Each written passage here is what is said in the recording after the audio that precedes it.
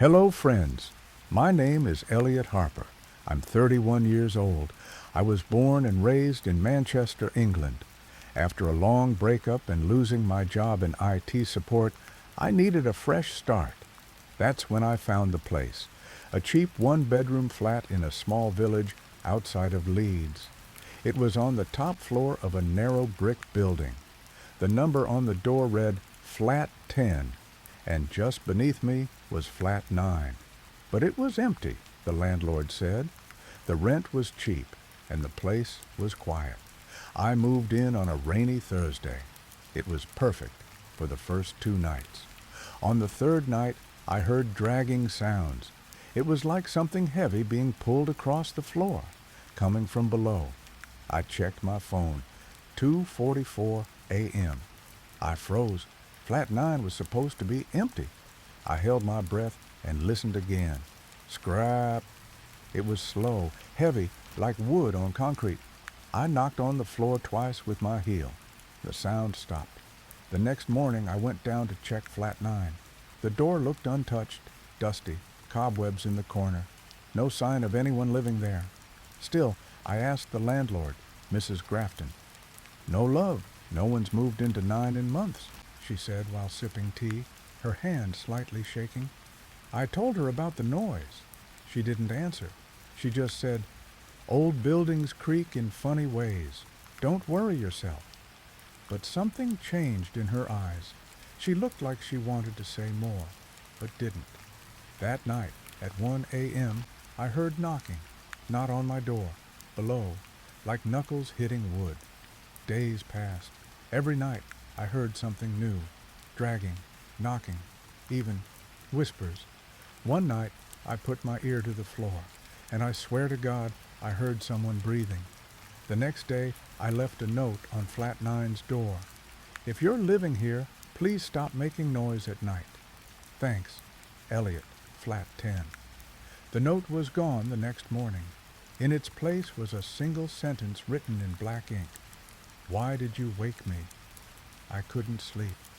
When I closed my eyes, I saw shadows crawling on my ceiling. One night, I dreamed the floor beneath me opened like a mouth with pale arms reaching out. But when I woke up, my bed had been dragged 2 feet across the room. I stopped eating. I stopped going outside. My phone died, and I didn't charge it. I felt watched, constantly, even in the shower, especially in the shower. A week later, I found a small crawlspace door behind a loose panel in my living room wall. I hadn't noticed it before. I opened it with a torchlight. It was a narrow tunnel leading down, way down. I shouldn't have gone inside, but I did. It felt warm, like breath on skin. The walls were wet. The air stank like old meat and rusty nails. At the end, there was a metal ladder and a hatch. The hatch was marked. I stared at the hatch for a long time. It was cold to the touch. The words, "Servant access only," were carved deep into the metal.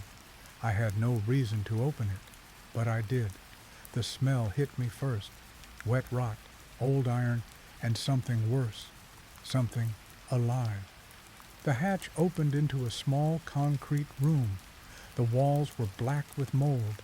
In the center was an old wooden chair, bolted to the floor.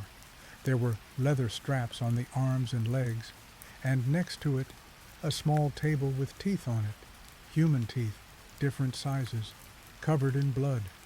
I climbed back up and sealed the crawl space, but I had already gone too far. That night, I stood in front of the bathroom mirror, trying to calm down. I splashed cold water on my face. When I looked up, there was someone standing behind me, a tall figure, head tilted, no eyes, just black skin like burnt plastic. I turned around, nothing, but in the mirror, he was still there. Closer now. I turned back again, still nothing behind me.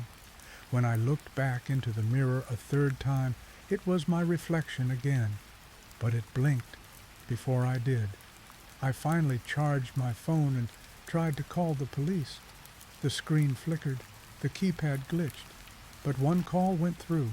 to a number I didn't dial. A voice answered. Male. Slow. You opened the hatch, it said. You saw the chair. You brought it back. The line went dead. Suddenly, a new contact appeared on my phone. Flat 9, owner. There was only one message. Your flat is above mine, but now I'm inside yours. I tried to leave. I ran down the stairs, but the front door wouldn't open. Not stuck. It was gone.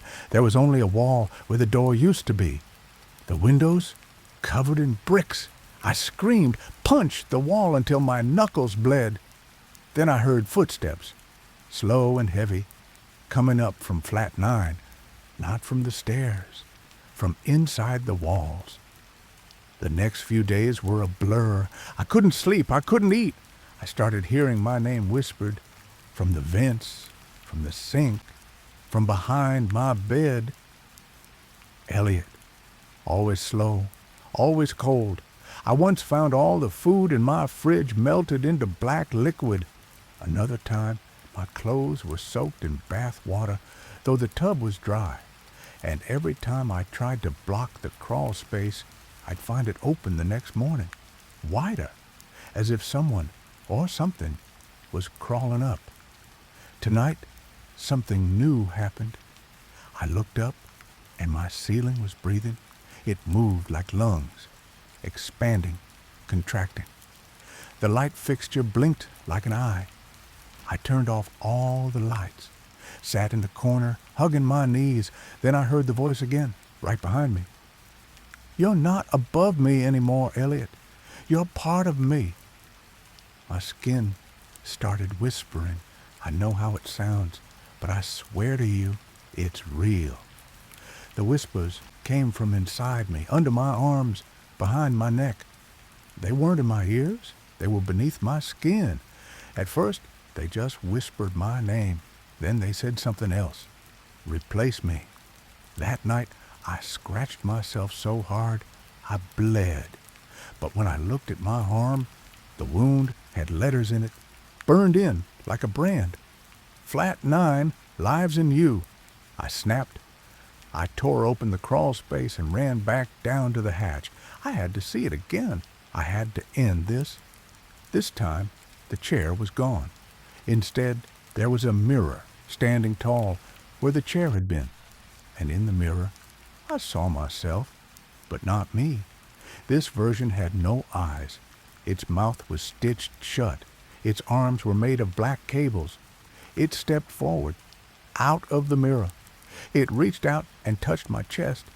I felt my heart stop, just for a second. Then everything went white. When I woke up, I was back in my bed. Morning light through the blinds, birds singing. It was normal. Too normal. But when I looked in the mirror, it blinked before I did. Again. And then it smiled even though I hadn't. That's when I knew I didn't come back alone. That night, I heard keys in the lock below me. Someone was finally moving into flat 9. I ran downstairs. A woman was dragging boxes in. Blonde, maybe 30. Friendly smile. Hi, I'm Megan. Just moved in. I tried to speak, to warn her, but my mouth wouldn't open. She waved and shut the door. I stood there, frozen. And then I heard it.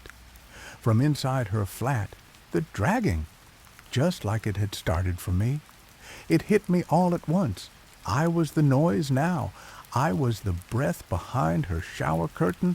I was the handprint on her mirror. I was the whisper from under her bed. This thing didn't haunt flats. It turned people into ghosts. I was part of the flat now, bound to it, watching, waiting for the next one. If you read this far, maybe you're feeling it too. That heavy air behind you, that flicker in your hallway light. Maybe you're hearing things at night, tiny knocks, or faint breathing from below. If you are, don't go near your crawl space. And for the love of God, don't open the hatch. Because the moment you do, you're not above it anymore. You're part of it.